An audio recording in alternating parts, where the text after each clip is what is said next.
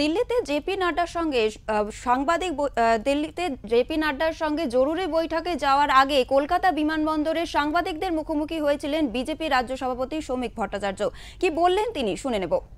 তখন সমস্ত পরীক্ষার্থী, শিক্ষা ব্যবস্থার সঙ্গে যারা যুক্ত এবং পশ্চিমবঙ্গের মানুষ এটা উপলব্ধি করেছেন যে এই সরকারের আমলে, এই সরকারের তত্ত্বাবধানে মেধার মর্যাদা দিয়ে কোনো স্বচ্ছ নিয়োগ সম্ভব নয়।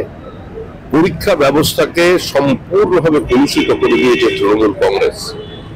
একটা সরকার যেখানে সর্বোচ্চ আদালত সুপ্রিম কোর্টে হলফনামা দিয়ে বলছে যে দুর্নীতি হয়েছে, দুর্নীতি আমরা করেছি, তারপরে সেই সরকারের কাছ থেকে, তাদের বিভিন্ন সংস্থার কাছ থেকে কি প্রত্যাশা করা যায়?